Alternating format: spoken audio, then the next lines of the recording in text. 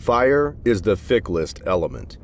One moment, it represents the life-giving flame that humanity gathers around to brave the cold of night.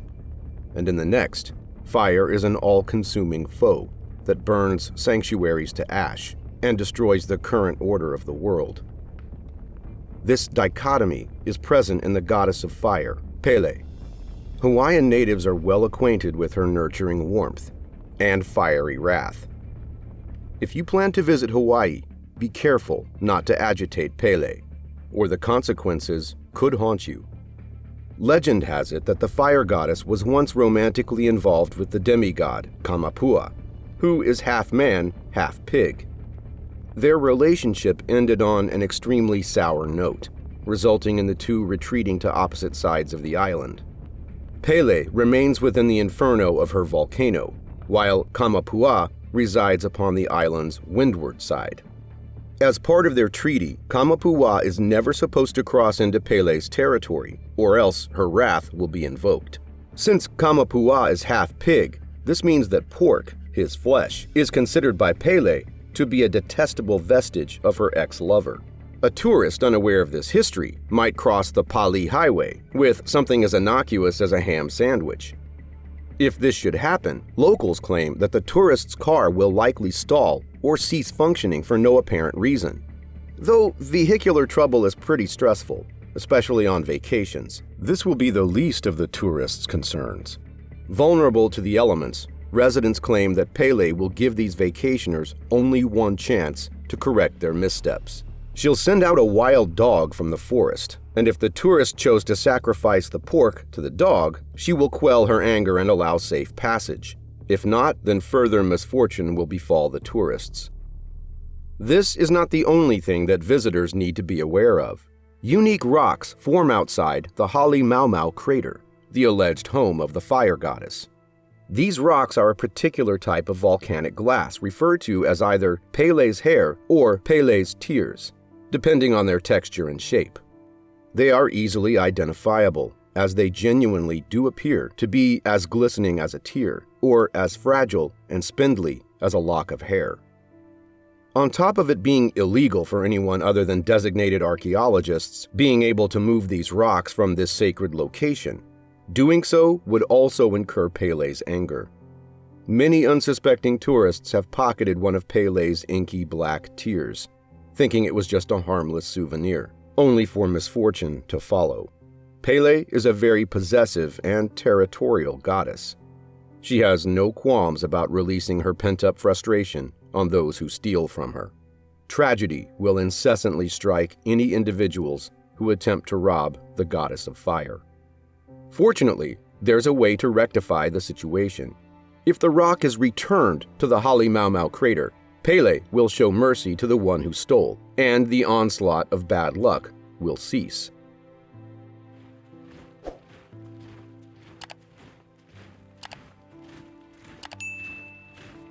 If you hear the steady thump of pahu drums and the distant shriek of a conch shell, do not investigate. These noises could indicate one of Hawaii's most mysterious supernatural phenomena, the night marchers. If you're unfortunate enough to find yourself face to face with this brigade of spirits, absolutely do not look at them, or you may suffer a terrible fate. Whether staying on a resort on the Big Island or exploring one of Hawaii's many smaller islands, you have a chance of encountering these strange entities.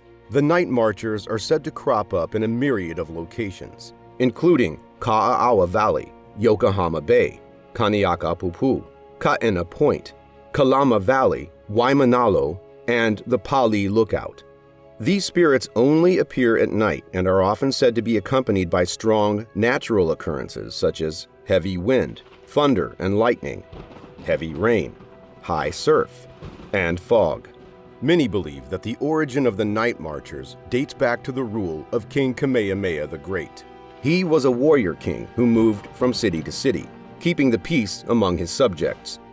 King Kamehameha was followed by a large procession of Hawaii's most decorated warriors.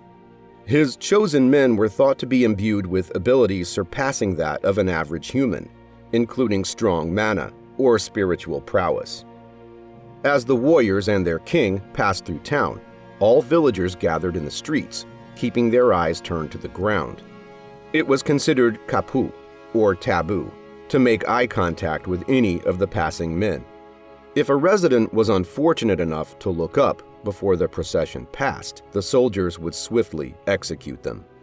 Due to the impressive mana possessed by both the king and his brigade, it's believed that their spirits were able to persist after death. They continue to roam the Hawaiian Islands, marching from town to town.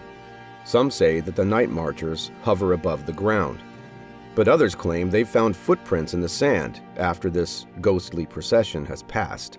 Local reports of the night marchers vary, as residents know better than to attempt to look at the spirits. If you're visiting Hawaii and believe that night marchers are approaching your location, here's what locals claim you should do. First, if possible, you should vacate the area. Either get in your car and drive, or run away from the direction you hear the pahu drums. If the procession sounds too close for you to be able to escape successfully, lie face down. Do not attempt to look at the night marchers, and remain on the ground with your eyes closed until you can no longer hear the spirits. This is the only way to ensure your safety. If you fall victim to curiosity and try to sneak a peek at the night marchers, you'll likely suffer the same fate as King Kamehameha's subjects sustained years ago. Either you or someone you love will fall to the spirit's blade.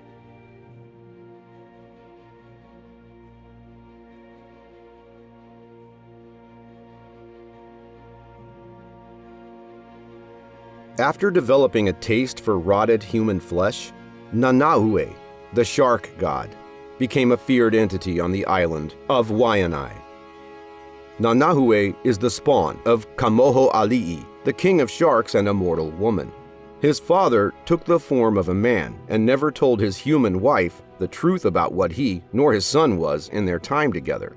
His mother only discovered the reality of their nature when young Nanaue transformed and devoured her fellow villagers. Though he is a demigod, Nanaue is the fire goddess's favorite brother, effectively securing his ranking as one of the most powerful gods roaming the islands. Unlike hot-headed Pele, capable of warmth and mercy, bestowing gifts and grievances, the shark god is significantly more malicious towards humans.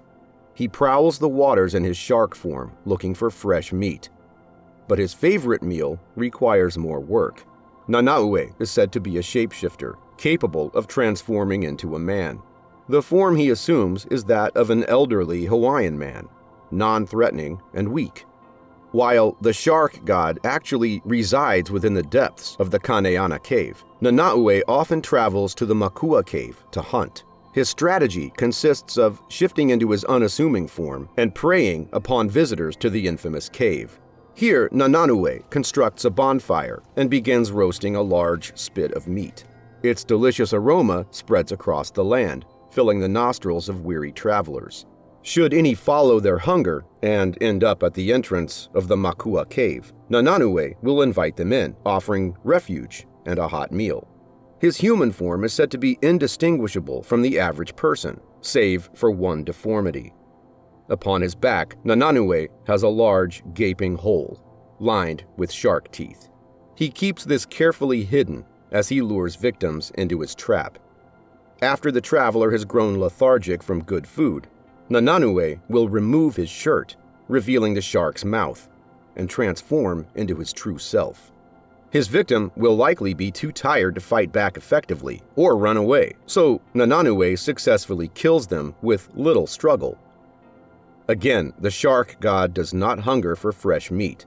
He savors the taste of rotted flesh. To properly age his kill, he hangs the bodies for 3 weeks, allowing them to rot and decompose before finally consuming them.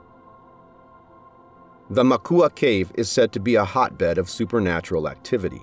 Many believe that the spirits that reside there are that of Nanaue's victims. They cry out for justice against the god who had tricked and murdered them. Their souls are unable to move on from the immense pain Nanaue had caused, nor from the subsequent desecration of their bodies. Psychics who have visited the Makua cave claim that the location functions as a repository for psychic energy. So, if you ever decide to visit the Makua Cave, be wary on your trek, and politely decline to have dinner with any unassuming older men you encounter. You never know what they might turn into.